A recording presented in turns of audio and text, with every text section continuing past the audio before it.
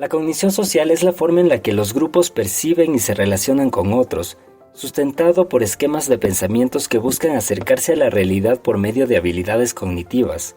Es decir, percibimos la realidad a través de nuestra organización que construimos desde nuestra experiencia de vida.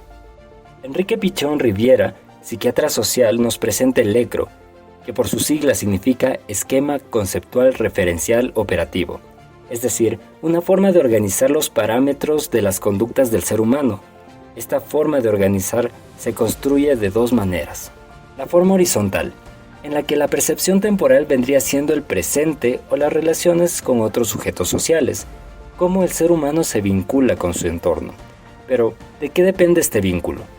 Viene desde la forma vertical, que podemos reconocer como el pasado o la formación del individuo bajo su historia vital, en donde construye su identidad por medio del aprendizaje desde sus grupos primarios en base a estímulos.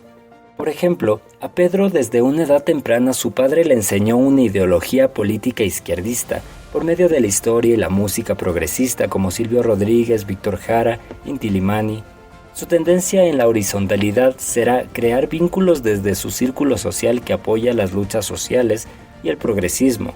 Seguramente formará su vida en labores desde la academia y la intelectualidad, o las expresiones humanistas como el arte y la literatura, poco competitivas en un mundo capitalista.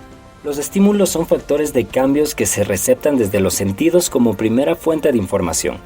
Para entender los estímulos de mejor manera y a dónde nos conllevan estos, podemos relacionarlos con la unidad neurológica del sistema nervioso llamada arco reflejo. En el tallo encefálico se desarrolla el presente arco. El estímulo se eleva y se convierte en una sensación y finalmente recae en una respuesta.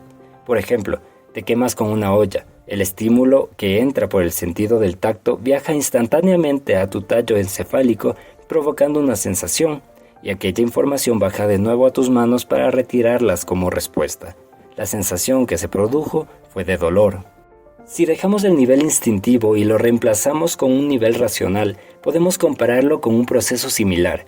Sin embargo, la sensación se reemplaza por la percepción, en la cual canalizas el estímulo y mantienes una respuesta más prolongada, ya no inmediata. Por ejemplo, en una ruptura amorosa, el estímulo es la separación. La percepción puede ser sufrimiento, zozobra, culpa y la respuesta el llanto. Desde esa percepción de la realidad se crea la cognición social. Pasa lo mismo a nivel macro, ya no con el individuo, sino con grupos sociales. Los grupos sociales por lo general nacen de necesidades comunes y desarrollan ideologías y valores semejantes. Posteriormente se institucionalizan. Así como una ciudad o un país ocurre con comunidades más pequeñas, individuos que comparten necesidades y al agruparse, mediante sus pensamientos que confrontan las necesidades o motivaciones, se crean movimientos. Por ejemplo, bajo la opresión a la mujer y la conciencia del patriarcado como sistema dominante, se reúnen mujeres en búsqueda de cubrir necesidades de libertad e igualdad de derechos. Se instaura un colectivo que comparte una historia vital, valores, ideologías y principios. Dicho colectivo será institucionalizado después como un movimiento, el movimiento feminista. Un grupo que tendrá interacción con otros que comparten discursos que germinan en subgéneros del movimiento. Por ejemplo, el ecofeminismo, que integra grupos ecologistas, se contraponen al patriarcado opresor y sobreexplotador, o por otra parte, relaciones desadaptativas, como el debate religioso conservador pro vida frente al discurso del aborto. Entonces, conociendo no solo de dónde viene la cognición social, sino también comprendiendo la formación de grupos sociales, ¿cómo definimos el sujeto de éxito?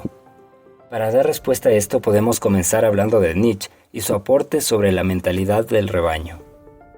Supongamos que dentro de un grupo buscan un líder. Las características de este deben ser, primero, que conozca el grupo, que esté al tanto de la necesidad primaria. En segundo lugar, debe ser coherente con su accionar, practique sus valores, comparta su identidad. Y sobre todo sostenga su voluntad y fidelidad, alguien que sepa guiar al grupo dentro de su dogma, comprometido con su ideal. Este líder no solo comparte la cognición social del grupo, sino que él mismo la representa. Sus ideas recaen en lo pasional, al igual que la del rebaño. Sin embargo, este la lleva al límite para inspiración de los miembros, y por esa razón no concibe una ruptura de la cognición social. Entonces, ¿quién es el sujeto de éxito? ¿A quién llamamos sujeto de éxito y cómo rompe la cognición social? Ejemplifiquemos. Bajo la monarquía francesa, su sociedad se regía por el respeto y la lealtad a la corona. La historia vital del país en conceptos políticos se posicionaba bajo esos valores. La asunción del poder por parte de Luis XVI significó, en un inicio, la llegada de un soberano más, un líder que se apegaría a los valores conservadores del pueblo francés y a su vez mantendría el sistema como había regido hasta entonces. Pese al descontento de la gente frente a las adversidades que Francia enfrentó, no se podía concebir otro modelo político sino hasta la llegada de Maximilien Robespierre, quien, como buen crítico, impulsó la Revolución Francesa que rompería con la cognición social en donde se encontraban las ideas pasionales de apoyo a la monarquía. Robespierre lideró la revolución hasta cuando la desenfrenada turba francesa explotó y corrompió los valores de libertad. Se opuso a las injusticias que suscitaban y fue tachado de traidor a la revolución. Él no renunció a sus valores ni principios, supo que la gente necesitaba una ruptura en su pensamiento, pero al momento de que esa ruptura se salió de control, él mismo luchó por ubicarla dentro del respeto a la libertad de pensamiento que desde un inicio profesó. Entonces, el sujeto de éxito es aquel que no se casa con las ideas y sostiene relaciones adaptativas con grupos diferentes, relaciones en donde prima su razón y el afán de aprendizaje frente a su instintiva pasión. Sus esquemas son más amplios, tanto que puede desde ellos relacionar ideas ajenas a su doctrina sin dejar de lado sus valores y su convicción. Este sujeto es crítico por naturaleza. Sus críticas empiezan desde sí mismo y su cosmovisión del mundo y terminan en las de movimientos o grupos sociales diferentes, incluso el suyo, quien por medio de revoluciones se sobrepone a una idea, a una doctrina o incluso a un paradigma, pues desde esas revoluciones se concreta la ruptura de la cognición social.